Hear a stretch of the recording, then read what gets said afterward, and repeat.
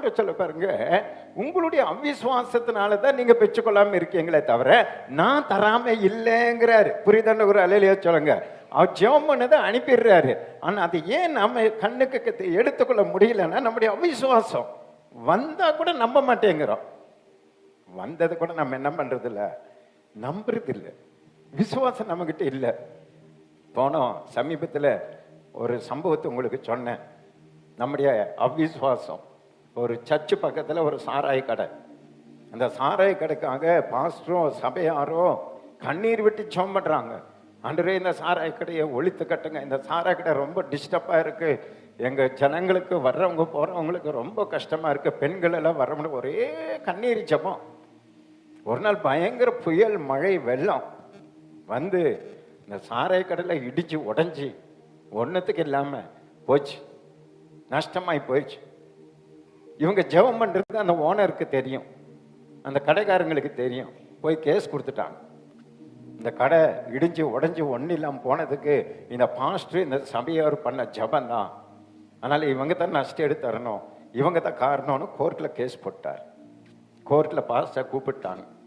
Judge கேட்குறார், father, நீங்கள் ஜெபம் பண்ணி தான், உங்கள் சர்ச்சில் ஜெபம் பண்ணி தான் இப்படி ஆயிடுச்சுன்றாரு, உண்மையா அப்படின்னு சொன்னால் பாஸ்டர் என்ன சொல்லணும்?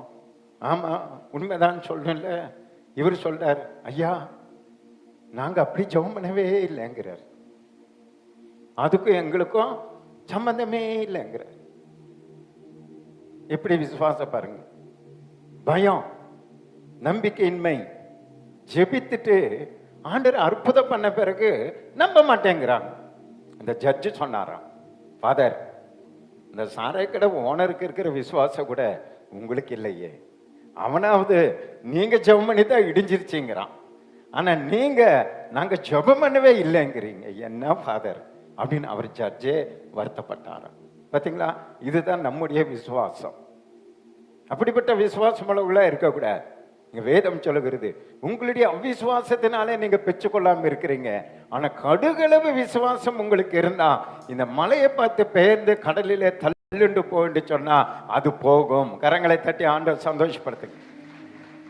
மலையை போல உங்க குடும்பத்துல பிரச்சனை இருக்கலாம், மலையை போல கடன் பிரச்சனை, மலையை போல வியாதி, மலையை போல கண்ணீர், பல மலை போல உங்க வாழ்க்கையில பிசாசு முன்னாடி கொண்டு வந்து கோலியாத்தை போல நின்று கொண்டிருக்கிறான். தாவீது போல ஒரே கல்லு தான் விசுவாசங்கிற ஒரே கல், கடுகளவு இருக்கிற ஒரே கல் தான். அந்த ஒரு கல்லுல அந்த கோலியாத்தை அடிக்க உங்களுக்கு கர்த்தர் கிருபை தந்திருக்கிறார். அல்லேலூயா. தாவீதினுடைய